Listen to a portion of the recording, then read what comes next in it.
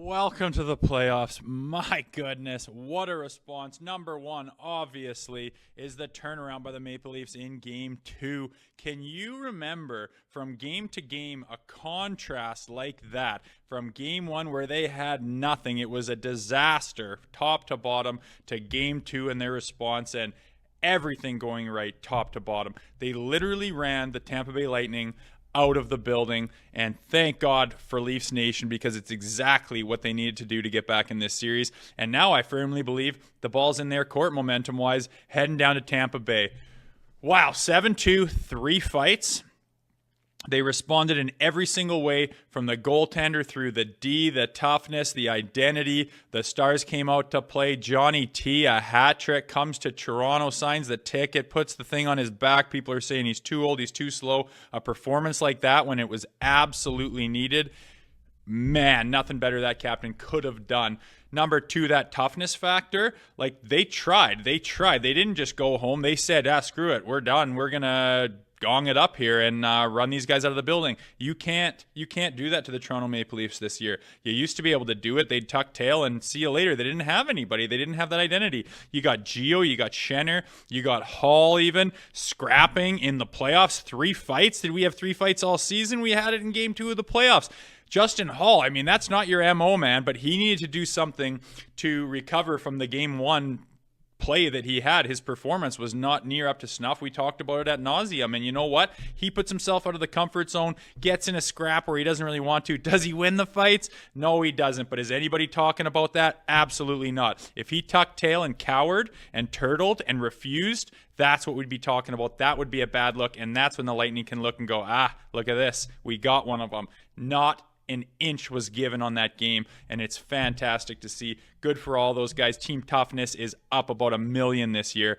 Love watching it. Honorable mention to Matthew Knies. Can this kid play or what? I'm telling you, after interviewing him and just seeing how he operates and speaks and handles himself, he has got a head on his shoulders. He's got confidence, and he just knows what to do. He already seems like a professional, and he's one of those guys that can kind of just step in and operate. And not lots of guys can't do that. They overthink it. They get in their own head. They struggle to adapt, and it takes a little while to get into the NHL. Not this guy. He's stepping right in. He's being effective. The way he takes it to the net, the way he uses his body to protect the puck is world class, and he's showing that. I'm telling you right now, this guy is officially a member of the Toronto Maple Leafs. You're going to see him with that jersey on for years to come. You'll never talk about him coming out of the lineup again. Starting tonight, this is where it starts for that kid's career. Fantastic, proud of him, happy for him, and he is a huge addition for them, and for good reason as well. This young kid can play, and I believe he's only going to get better. Number 3, Ilya Samsonov. Man, him as much as anybody, he's the goalie. The spotlight's on him, but he needed to have a response this night, and he did exactly that. I mean, we've said when he's looking good, he is poised, he is calm.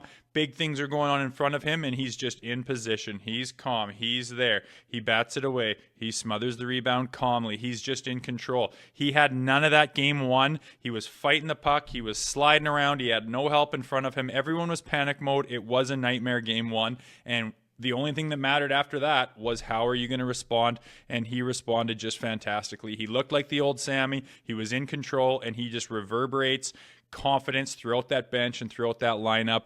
Very happy for him. This team is absolutely rolling, and I know we have a tendency to go, the sky is falling, to let's plan the parade. So what absolutely needs to happen, those guys in that locker room right now, as jubilated as they are to get that win, and they now are in kind of control going down to Tampa, you need to stop and reflect. What did we do? How did that happen? What were some of the keys to finding that success?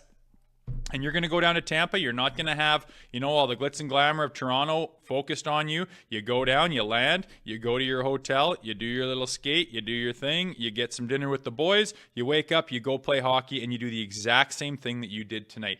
That is going to be paramount, replicating that performance, because if you play like that for the rest of this series and the rest of this playoff run, that Game 1 will be a forgotten footnote in the dust that you'll look back on and laugh. That team that played tonight can beat any team in a 7-game series. The key is figuring out how to do that night in and night out. And the silly thing is Austin Matthews was kind of really quiet. I don't want to say he was a ghost out there, but I mean, you got one of the best players in the world and he hasn't even turned it on yet. If these guys start yin and yang and switch hitting their performances, this is going to be a team to be dealt with. And I can't tell you how exciting that was to watch that. The Leafs are back in this thing. We can rejoice. I need a glass of rouge here. Calm it down, Rosie. Calm it down.